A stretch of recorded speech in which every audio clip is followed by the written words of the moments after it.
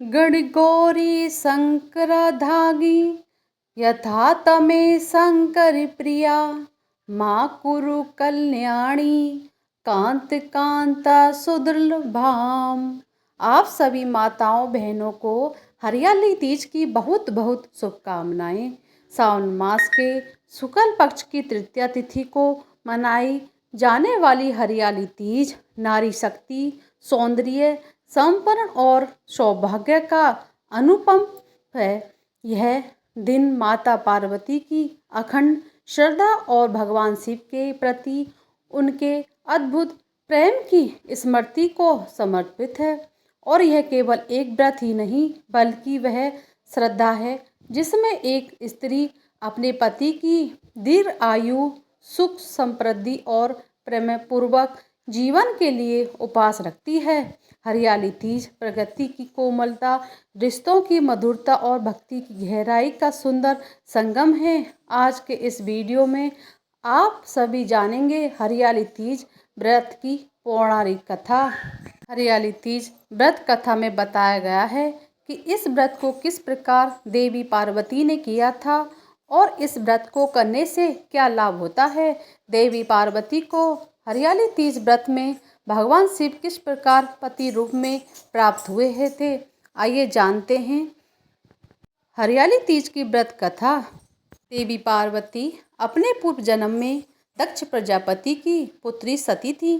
उस समय दक्ष प्रजापति के विरोध और इच्छा विरुद्ध जानकर देवी सती ने महादेव से विवाह किया था। दक्ष प्रजापति भगवान विष्णु से देवी सती का विवाह करवाना चाहते थे, लेकिन देवी सती भगवान शिव को अपना पति मान चुकी थी। अंत में पुत्री की खातिर दक्ष प्रजापति को भगवान शिव के साथ सती का विवाह करवाना पड़ा, लेकिन दक्ष प्रजापति फिर भी शिव द्रोही बना रहे। एक समय दक्ष प्रजापति ने भव्य यज्ञ का आयोजन किया जिसमें सभी देवी देवताओं, नाग, किन्नर, गंधर्व ऋषियों को आमंत्रित किया, लेकिन त्रिलोक में दक्ष प्रजापति के यज्ञ की चर्चा होने लगी। बात देवी सती के कानों में भी आई और वह अत्यंत दुखी हुई कि उनके पिता ने महादेव और उन्हें यज्ञ में शामिल होने के लिए आमंत्रित नहीं किया। इस बात से देवी सती को बहुत दुख हुआ और वह फिर भी बिना बुलाए पिता के यज्ञ में जाने की जिद करने लगी। महादेव ने देवी सती से कहा कि हे देवी, बिना बुलाए पिता के घर जाने से भी मान सम्मान की हानि होती है, इसलिए मेरी बात मानो और तुम न जाओ। लेकिन देवी सती अपनी जिद में शिव की बात को मानने के लिए तैयार न हुई और शिव से कहने लगी कि आप भले ही न जाएं, लेकिन मैं अपने पिता के यज्ञ में जरूर जाऊंगी। और शिव की आज्ञा बिना ही मायके चली गईं। दक्ष प्रजापति ने जब देवी सती को बिना बुलाए आया देखा तो देवी सती और महादेव को बड़ा अपमान किया। उस समय देवी सती को महादेव की बातों को स्मरण हो आया और अपनी भूल पर यह प्रायश्चित करने लगी। सती ने कहा कि महादेव के मना करने पर भी यहाँ आई और मेरे कारण मेरे पति का अपमान हुआ है, अतः अब किसी मुंह को लेकर शिव के समक्ष जाऊंगी। दुखी और क्रोधित हुई सती उस समय पिता के यज्ञ कुंड में शिव का ध्यान करते हुए कूद गईं और सती हो गईं। देवी सती के अग्नि कुंड में देह त्याग की सूचना मिलते ही भगवान शिव अत्यंत क्रोधित होकर वीरभद्र को प्रकट किया, जिसने दक्ष प्रजापति यज्ञ को नष्ट कर दिया। इसके बाद शिवजी घोर साधन में लीन हो गए। इधर देवी सती को भगवान शिव की आज्ञा का उल्लंघन करने का दंड भी मिला और उनका कई जन्म होता रहा। इसी तरह देवी सती के 108 जन्म हुए।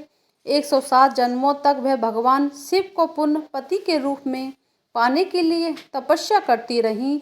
108वें जन्म में देवी सती का हिमालय की पुत्री पार्वती के रूप में जन्म हुआ।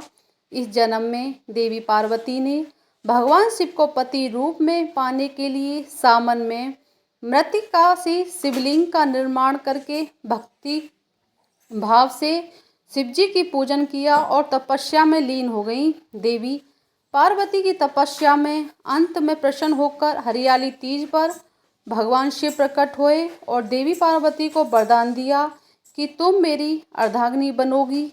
इसी तरह देवी हरियाली तीज के दिन देवी पार्वती को भगवान शिव से मनुकूल वर प्राप्ति का वरदान मिला। उसके बाद भगवान शिव ने देवी पार्वती के आग्रह पर कहा कि जो भी कुंवारी कन्या हरियाली तीज का व्रत करेगी, भगवान शिव और देवी पार्वती की पूजा करेगी, उसे कामना के अनुसार संयोग पति की प्राप्ति होगी। और जो सुहागन महिला हरियाली तीज का व्रत करेगी, उनका वैवाहिक जीवन प्रेम और सुख से भरा रहेगा। बोली शंकर भगवान की जय, श्री पार्वती मैया की जय।